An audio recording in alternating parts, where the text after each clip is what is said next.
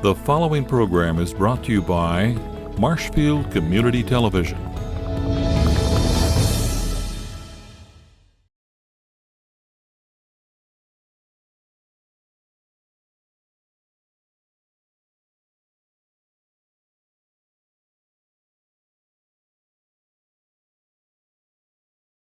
Comparing it to the architecture in Goodman from last year, there are some similarities. We haven't guaranteed that yet. I am very pleased to be here to see Judy Peterson again. She's very active, in fact, a major domo forever, and helped with the research on my book, Wisconsin Flying Trees. But we've also put together in the northeastern Wisconsin the Family Fun Passport in northeastern Wisconsin. And the White Lake Historical Society participated in that along with 14 other museums.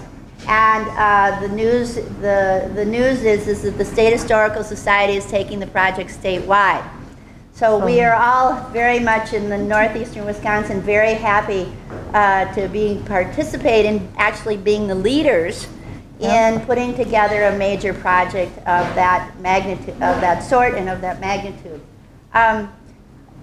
They've been very helpful, and also, which I didn't know until we had the grand drawing for the Family Fun Passport, but Judy Popelka won the grand prize, which was a 2-night stay at the Potawatomi Casino given by them. So she's over there, and she's actually a volunteer also here at the White Lake Historical Society.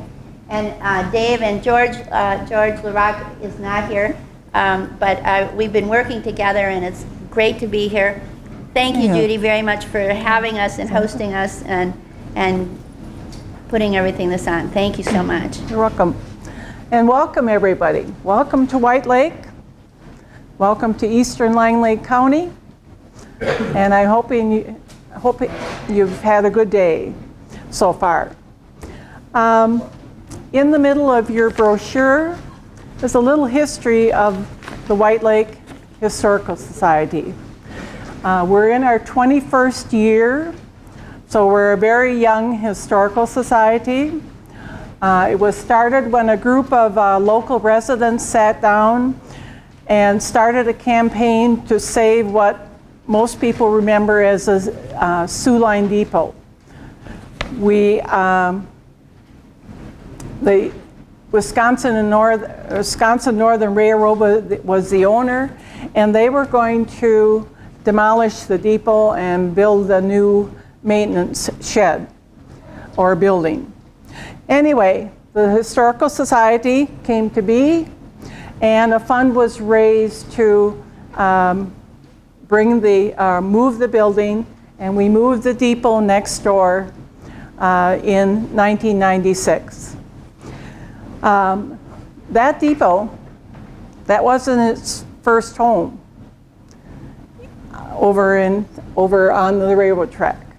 It had been and it was built in Van Alstrand, which is about a mile down the road out of White Lake.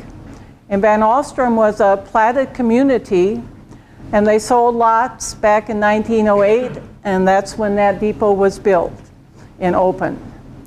But there was a recession, and we all know recessions keep coming back. Well, there was recession at that time, and there was also political, whatever you want to call, going on, and Van Alstrand failed. And the railroad, actually the Wisconsin and Northern had come up from the valley, and the Chicago and Northwestern built their railroad from Antigo and was going to go across the Wolf River and then go up and connect with their railroads going up into Michigan. Well, that didn't happen. And so then in 1916, Yawkey Bissell Lumber Company built a mill on the lake in White Lake here, and then built a company town. And that was in 1916, so next year is our centennial year here in White Lake. The depot here then, once the mill was built, the railroad company moved the depot by flat car to White Lake. And they actually added on another room, and they called it the baggage room. So when we moved the depot over here, it was really a great day in White Lake. The school kids followed the depot as it went down the road and into place. And then we restored it, and it took a while for us to restore it, but we retained the original windows, the original walls, the doors, the floors, the ceilings. Basically, the building is as it was when we got it. We tore out, there was a restroom that had been placed in there, and we tore that all out. And in the walls, there were hundreds of nails. And they just tacked it up. It was because it was a maintenance building after the passenger service had stopped. And so we tore all the nails out, filled in the holes, and then repainted everything. And we opened it on January 4th, 1998, on the year of Wisconsin's sesquicentennial. So since then, we had the depot. It doesn't have any indoor plumbing, any heating. It does have electricity. So it was only a summertime building or museum that could be open during the summertime. Well, in 2003, there was a bank building here in White Lake that closed, and the Historical Society bought the bank building. But it was a block and a half from this location. So we had a historical center there, and we were open year-round on Wednesdays, and then Saturdays during the summertime. Well, we were ending up with some stuff here, some stuff there. And so when an opportunity came for us to be able to sell that building, we took that, and that was in 2011. So the early months of 2012, we had to pack up all our artifacts and everything and put it in storage. And it took us until May 2014 to open up this building. We did a very energy efficient, simple building. So then we've been moving in, unpacking boxes, and we're still unpacking. We still have items in storage off-site, but we're making headway. So you're seeing here what we have unpacked, displays that we've put up, and we keep receiving new donations of artifacts and things from history, photo, on a weekly basis. This week we've gotten two pictures that go back to the early days in the mills. We got three other things, two time books from the mill, and another thing from when they had a bowling alley here. So that was this week's donations that came in. So it's an ongoing process with us. So I just wanted to tell you a little bit about that, and before I go on to the topic that we're going to talk about today. One other thing I want to have you look at is all those banners that are hanging on the walls. Those are our Pioneer Family banners, and we have over 100 families now featured on the banners. We're continuing to do that. People carry them in the parade on the 4th of July, or take the banner out for when they have family reunions. So it's been kind of a neat thing for our community, and it's still growing. The White Lake history goes back a long ways, and it's the forests and the Wolf River before the mill came to White Lake. And when you think about that, our area here has some huge forests. And I know you're all interested in forest history. We have the Nicolet National Forest. A good portion of that is in Lang Lake County. Up probably about 5 miles as the crow flies is the Crocker Hills. It's 1,800 acres of forest with a conservation easement. So our area has lots of forests. There are some big farms in the area too, but the forests are very much a part of this community. So the Wolf River had a huge significance in the history of eastern Lang Lake County. Before the white settlers arrived, the Native Americans lived in this area, hunted in this area. It was very sparsely populated, but they were in the area. And then in the 1840s, 1850s, the Lake Superior Trail came right through White Lake. And a man, George Gardner, had a home, and when people were, the Lake Superior Trail was used to carry mail from Green Bay to Ontonagon up by Lake Superior, and it was all, it was on foot. There weren't any oxen or horses used or anything like that. So the person carrying the mail would come to George Gardner's place here at White Lake. He probably stayed overnight, had a meal there or 2 meals, and then went on his way. Or he was met by someone that was going to be going north, and he would return and go south. So it depended on, they had different places that they stopped along the way. But that was in the 1840s, 1850s. Then in 1864, President Lincoln and the Congress approved the military road. And that military road was built, and that came through this area. It's Highway 55 now in our part of the county, and then it goes on other roads as it goes north. But that went from Fort Howard of Green Bay to up to Fort Wilkins by Copper Harbor, Michigan.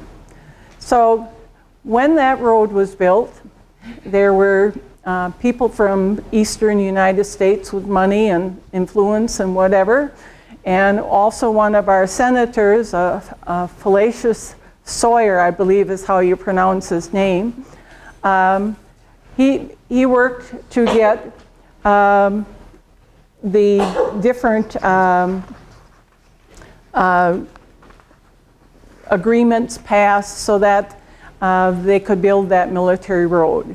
And the people were given so much land, entitled to so much land, and it was and they built a portion of the road. Well, with the military road being built, it also brought people into the area, and they saw the huge pineries. And so after 1964, and I was talking with Randall earlier, all of a sudden there was a lot of interest in this area because of the pineries. And how can we get those logs to Oshkosh or wherever? And so the surveyors were here, and there was one surveyor that came up, and he said that his name was Mr. Gilmer, and he said the Wolf River stopped down probably about 5 or 6 miles south of here. It didn't go north of there. Well, we know it does go north of there. But it's called Gilmer's mistake. But it was an area where there were a lot of rocks, and there must have been logs and stuff that had fallen down from windstorms and stuff, and all he was seeing was a trickle of water. And he wasn't seeing that, north of there was still a river. So anyway, Gilmore's mistake. So anyway, we, after the other surveyors came, and there was a company that Flacius Sawyer started the Kashina, you know, Brad knows, improvement company, and they really started working on what are they going to do. And they started building dams. And there were all kinds of dams. But the first one built was, I got it marked down here. I don't remember the date. It was 1860 something.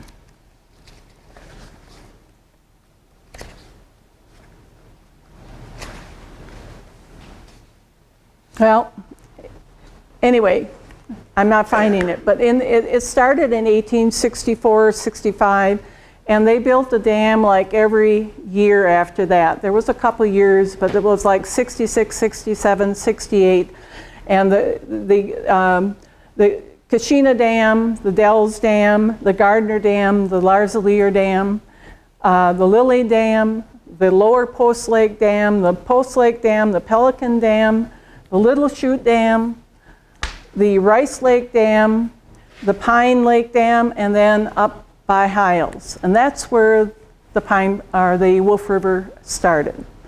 You know, there's that flowage kind of north of Hiles, and the Pine Lake, and coming out of Pine Lake is the Wolf River. And I think it goes down, if you go through that area, you'll notice that there's rice paddies, little rice pond, and wild rice areas there. But there, along the Wolf River, there was numerous streams and creeks with names like Mud, Strokley, Pedro, Polack, Pickerel, Hunting, Lily, 9 Mile, Turtle Lake, White Lake, and Spring Creeks, just to name a few. And the river drops over 700 feet between Hiles and the Shawano area. And then there were quite a number of rapids in the river. And they all had kind of different names: Lower Post Rapids, Overton, Strauss, Hemlock, Big Slough, Gundy, Little Slough, Gundy, Big and Little Sheehan.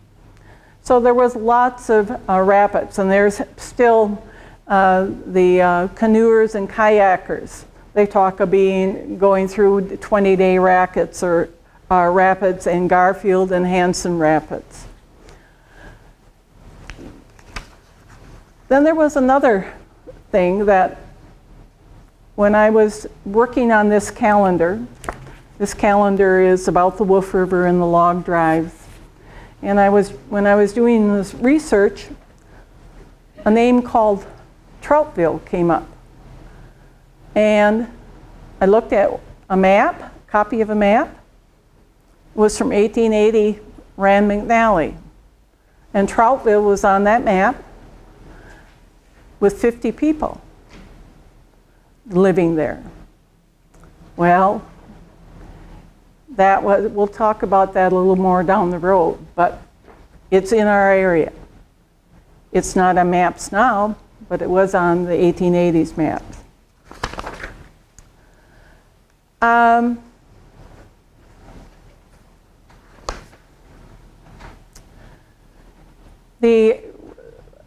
When they built the dams, all up and down between here and Hiles and Kashina,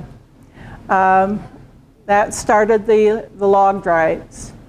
But there were many feeder rivers, and some of those rivers also had dams. But they didn't have the type of dams that you see here. This is the Langlade Dam, and it's a painting of the Langlade Dam. And that's at the corner of Highway 55 and 64. It was just south of there where that dam, and there's, I don't think much evidence left of that dam any longer. But the Lily River, it had 10 dams on it. but they were the roll-type dams, and they didn't have any gates. So there was different ways that they used to get those logs down to the main river using those dams. In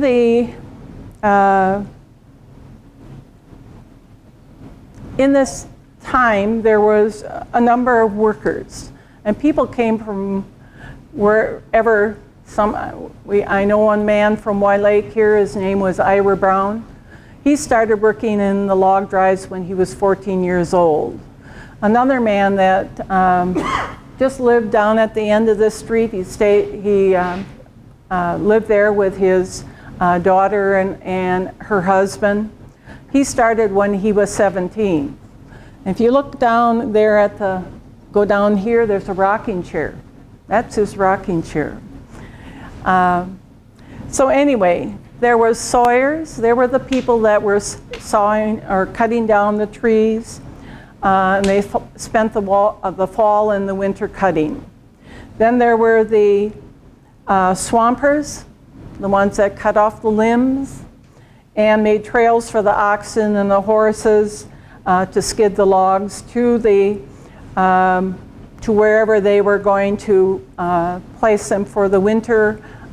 Usually it was close to the river, so that when the river was froze over, they could roll those logs down to the river. And when the log drives started, those logs were close by. The lumberjacks, they stayed in the lumber camps from October to April. And then when the drive started, then they moved to wherever they were needed.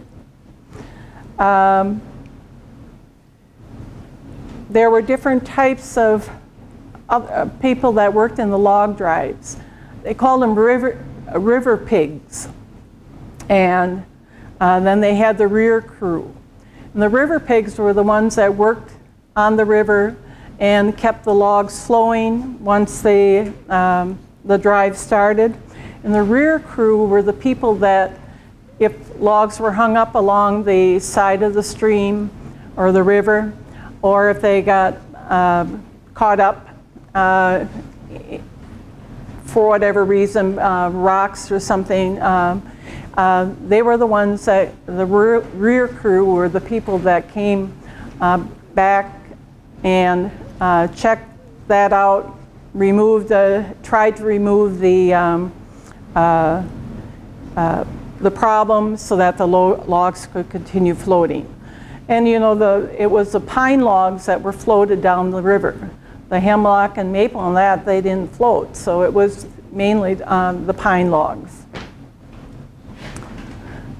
When you start thinking about these log drives, and they would start a log drive way up, Post Lake or wherever. And then the guys would be sleeping in their camps during the night. But all of a sudden, I think they would start hearing the noise. And then they would, whenever the log drive reached their dam, they had to be up and out and working. So I keep thinking about, there must be, that sound must be something really loud, and all different sounds, and you wonder what it was really like. And then in your Forest History Association brochure for your meeting, there was a story, the stories about the log drives by Billy Elft, or William Elft. And he was another man that lived on the river. He actually lived in the log cabins, and that was one of the stopping places along the river. I'm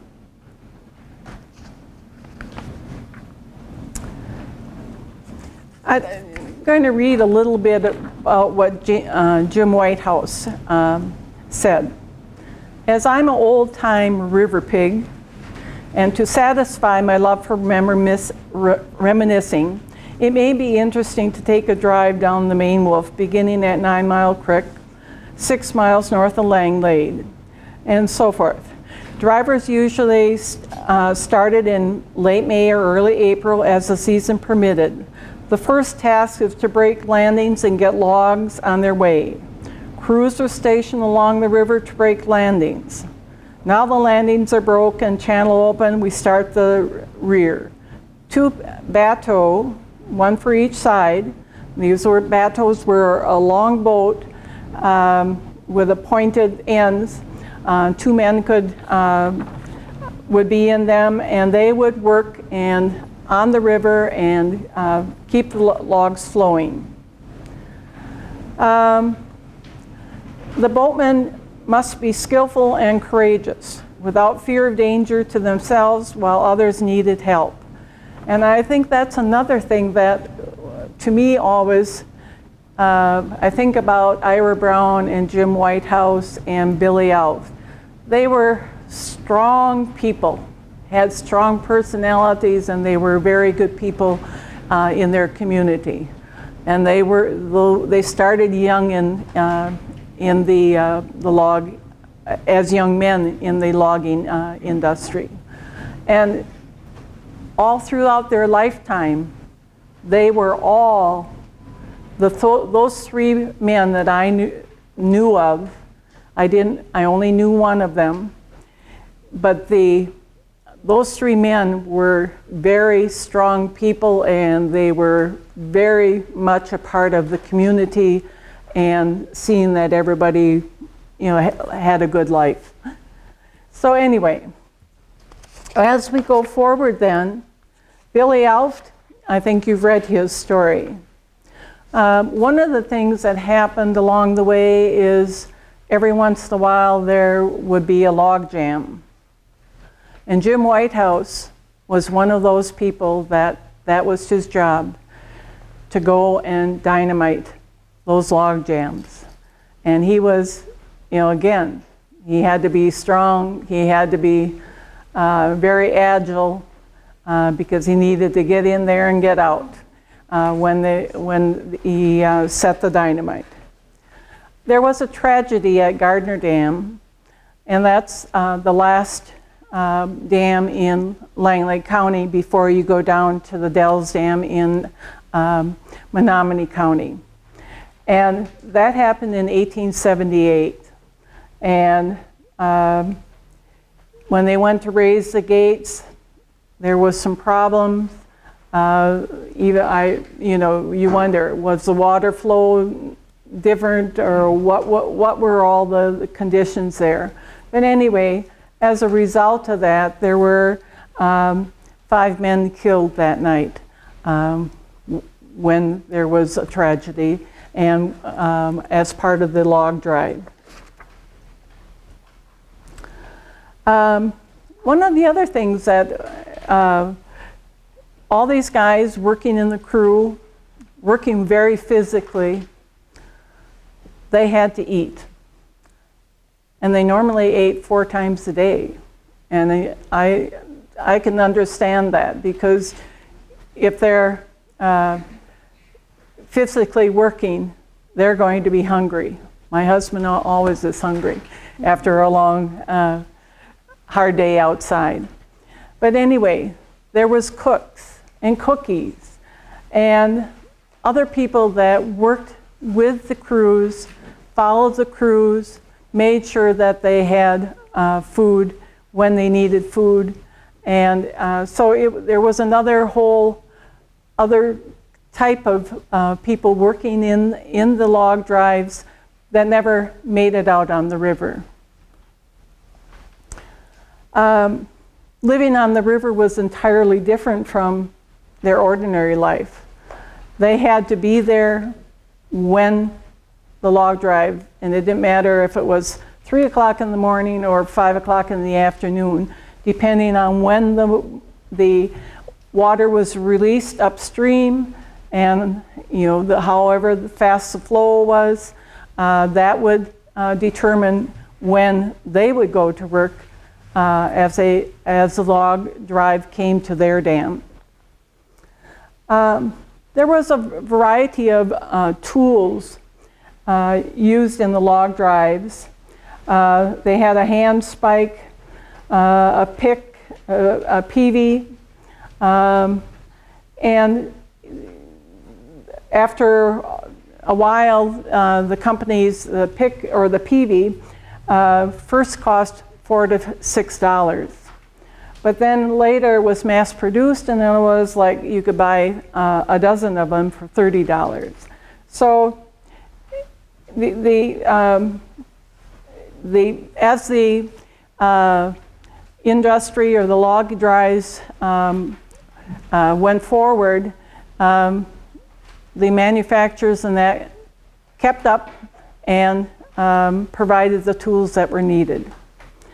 And the river pigs wore boots with hobnail soles to give them footing.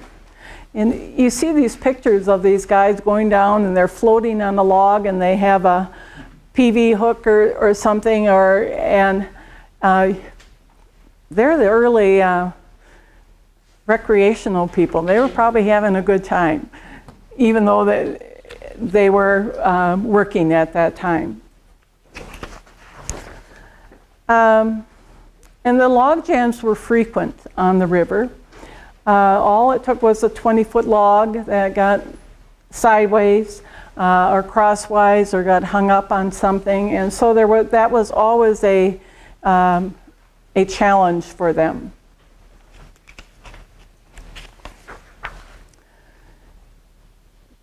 During the log drive era, which went from the mid 1860s until about 1908, 1909 in this area, there were a number of stopping places along the river. And one of them is our president, George Rock, of our Historical Society. He lives in the log cabin. And that place dates back to the 1870s. And it's right on the river. You can go sit in his living room and look out on the river, and it's a beautiful sight. And I've been sitting on his couch, and all of a sudden you look out on the river and here's an eagle that comes down and it's caught a fish. You're sitting there looking out right out from their house. But anyway, the log cabins was a major business and development in that area. There were a number of cabins. And over the years, when Billy Elft owned it, he added more cabins. And so it became kind of a gathering place. But it was also close to Shawano where supplies were. So for the log drives and for people upstream, the horse or ox and then trailers or wagons would come with supplies to the log cabins, and from there then it was probably a two-wheeled wagon as they went north, and the different camps and that as they needed supplies would come to the log cabins. So it was kind of a gathering area. And further up, Charles Larslier had a place at Langlade. John Yates had a place at Langlade.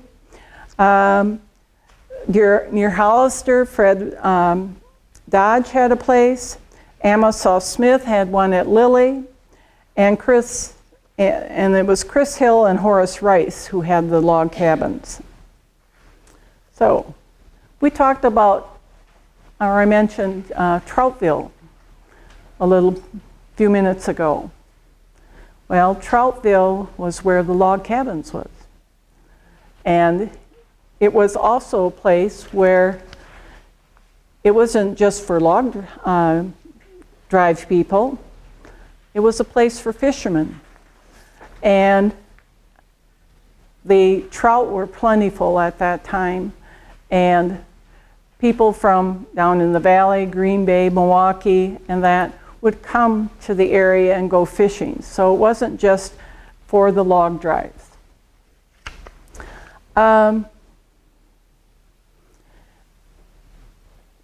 Once the log drives were over, the river changed, and there was different ideas of what to do with the river. And they started discussion about having a hydroelectric dam on the river. And the first plan was in 1908, there was another one in 1935, another one in 1947, and the last plan was in 1961 and 63. And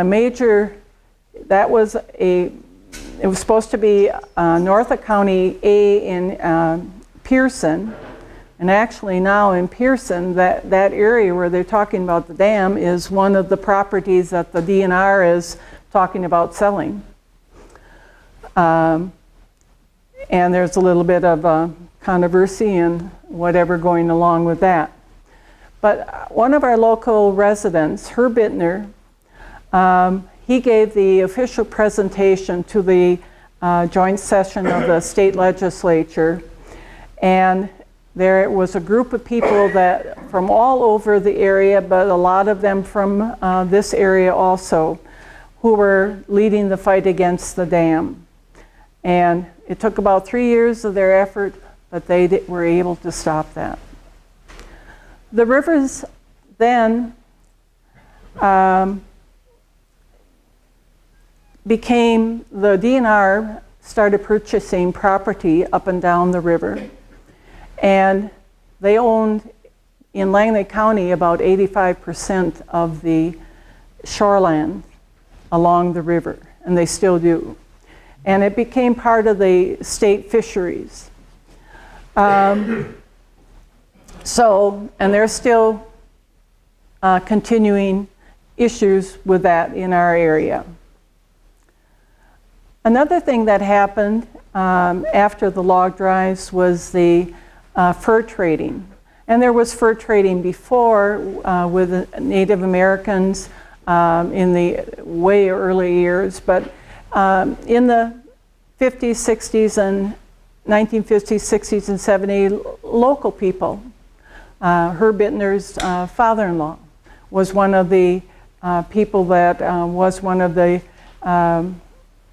fur traders.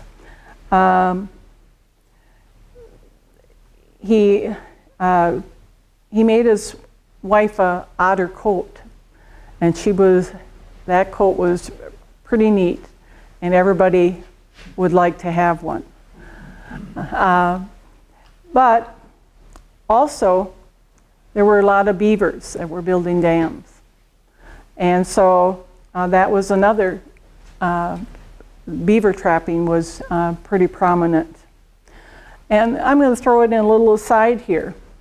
Turtle Creek goes into the Wolf River just above Highway 52 in Lilly. This past week, we've had some problems with beaver.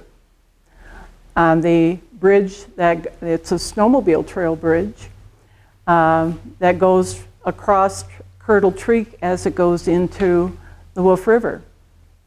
They took out a 65-pound and a 50-pound beaver. So,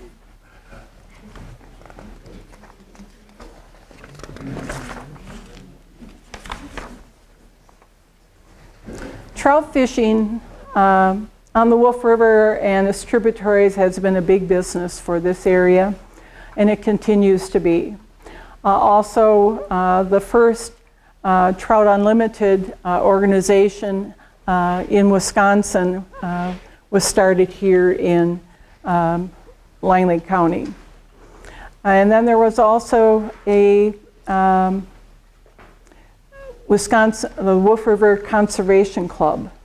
And this was a club that was working always to protect the river and enhancing it.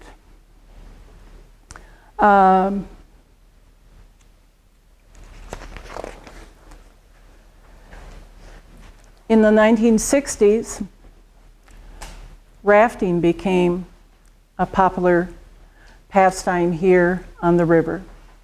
and with all the rapids and that, and it still continues to be a popular pastime. People are here every weekend all summer, riding the rafts down or kayaking or canoeing down the river. So it still draws people, and also you will find a lot of trout fishermen. There was also organized Wolf River whitewater races. Those started in 1964, and it drew a lot of people and the races. My husband was in, he and his brother were in that first year of the races. And then in 1996, we started with the Wolfman Triathlon. And that's where the participants, they go down the river for a few miles, they get off, get on a bicycle, and they ride back in the Nicolet National Forest, and then come back to the river, cross the river, leave their bike, and then they run the rest of the way to the end of the race. Our organization, or Historical Society, is very involved in that. We serve the food for those racers every year. So.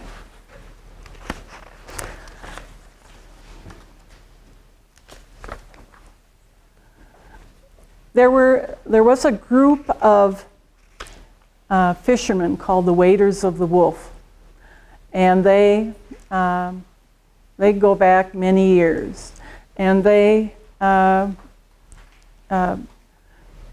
use the bamboo pole, and they didn't do any of the modern type of fishing. And one of those people was a Fritz Lindstrom. He enjoyed fishing on the Wolf, and he also stayed at the log cabin. He was an artist, and he worked for Field and Stream magazine. So he came here often. Another little side there is he and his wife spent their honeymoon at the Elft log cabin. And years, Fritz has passed away, but some years back, the daughter of Fritz and his wife stopped at the log cabin. And George Rock, our president of our organization, gave him a tour of his home and that. And she was just very emotional. But it was, you know, that area has, or this area has brought many memories for people. Another place that was on the river is the Wolf River Lodge. That only dates back to the 1920s and forward, and now it is closed, but it's purchased by another entity, and they're going to tear down the log lodge. But that was a favorite of people too.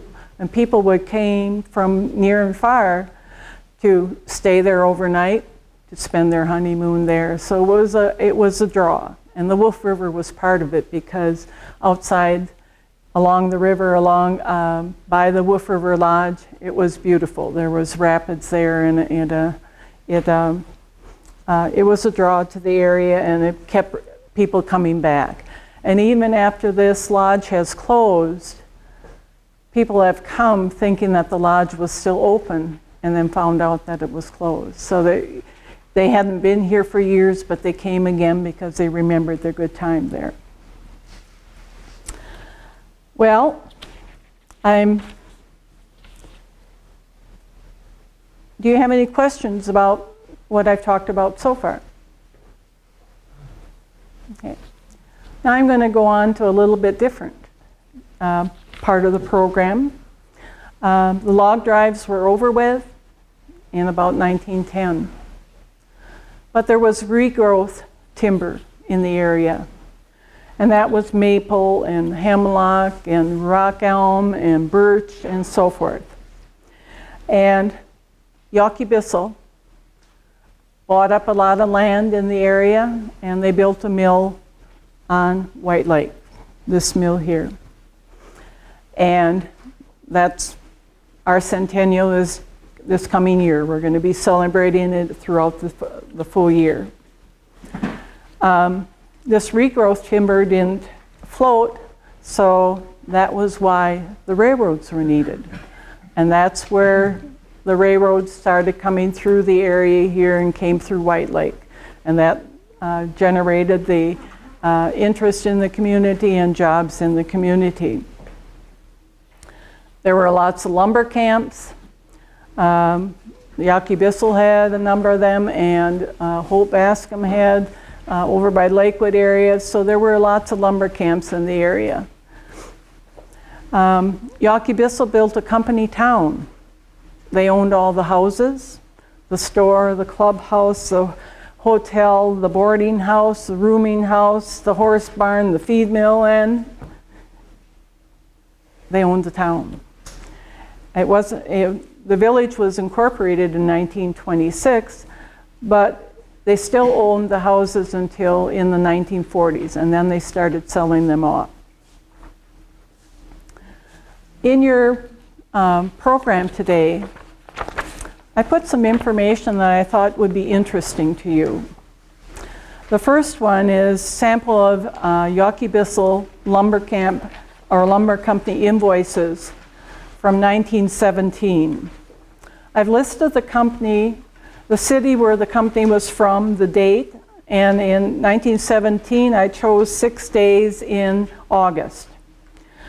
The description of what the company was buying, the number of feet or cords, the price per unit, the total that they paid, where it was shipped to, and how it left the area by the railroads, and which railroads.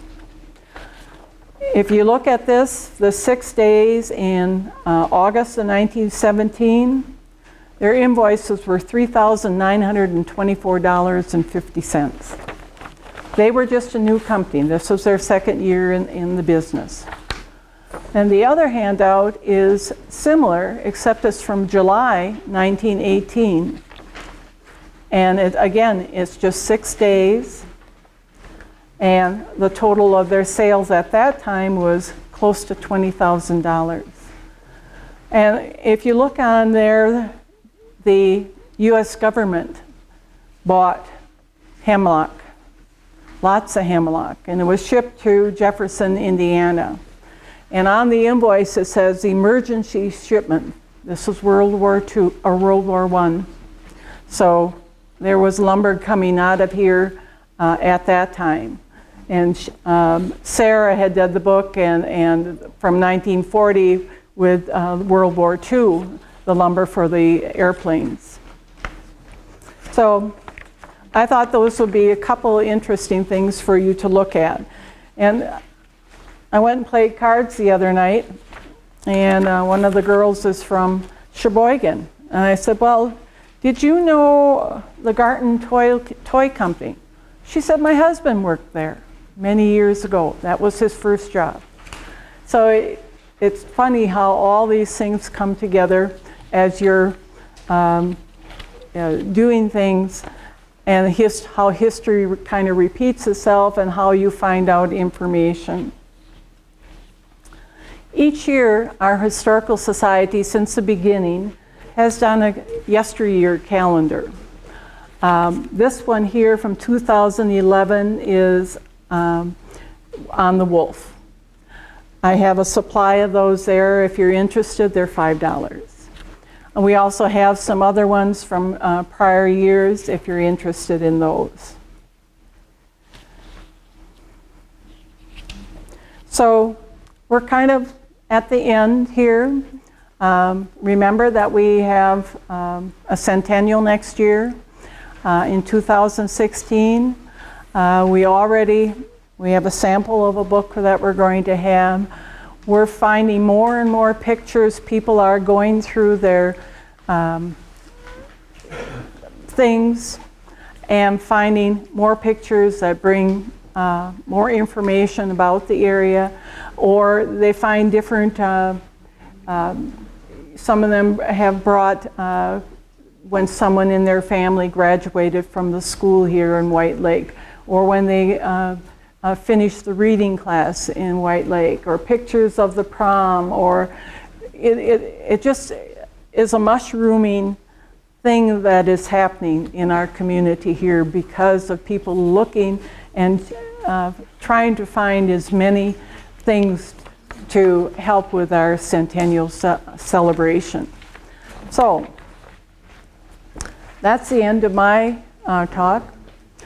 Do you have any questions or comments for me? Yeah, that's, you're talking about pictures and papers and things like that, everything. How about the artifacts? Eventually something, I guess what you're going to be crowded with artifacts, and people going to take, are you going to take everything that people give you here to display them so that two will reach? Or Well, you're going to have to build another building outside for yeah, it's getting to that point. But you know, we still haven't filled up the place. And we still are getting artifacts. There are some things that we are saying we aren't able to take because they're too large, or we have something similar. But we are pictures and the smaller artifacts, we'll keep taking them. And the Roy over here, Ray Nofke, he brought some things, a fib hook that they used in the log drives and that. We've got some other things. Still don't have that display up, Ray, but eventually there will be something there. Can I help you? Did Dr. Bissell pay the employees in opens or script? Script. They got some more on the people. Yeah, we've got some copies of it in the depot. Yep, and they had their company store and Bissell chips. They painted Bissell chips many years ago. Yeah. As a kid, I remember seeing them later on the house. Yep. Yep. They paid them, they wanted to get cash to go to annually to go to the office. And Yep. to get cash to go to town. Yeah. So, you know, it's a different era than we live in now. It's very interesting. It's fun. When I did this calendar, I had a book of stuff about like this. Some of it was repetitive and that. Some Randall did. I used some of your information. I gave you recognition there. But it's an ongoing thing. This year, our 2016 calendar, yesteryear calendar is going to be just on the Sawmill. And I've already got at least 12 pictures that some of them people haven't seen before. So we're gathering more, and it's an ongoing thing for us.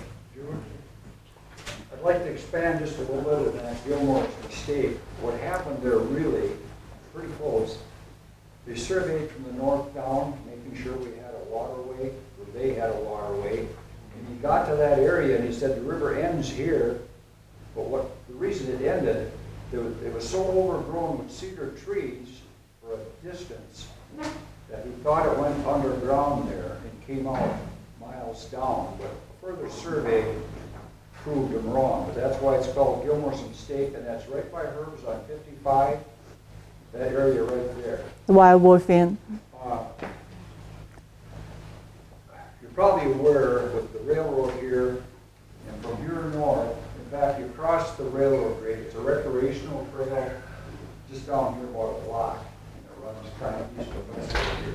But further up to the north, that's where all our heavy logging was. A lot of just spur trail after spur railroad grade going in there. And you're going to see here something that said Whiskey Northern. Well, you wonder what that is. The story I've been told, on them spur trails, when they needed something or the train to stop, there was a prominent stump there, and they put a fifth of bamboo out there. The guy would stop, do his whistle, and they'd come out and get whatever they needed from the train, supplies, or they'd bring down. The train would go in the spur and pick up the logs or whatever.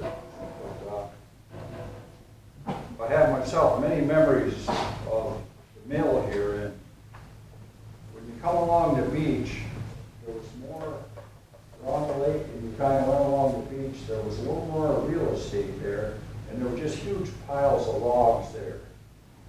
out parallel, more or less to the road, was a trestle that went out quite a ways. And that's what they would do. They would bring the railroad cars from the camp in, trip them, the sides off, and the logs would fall in.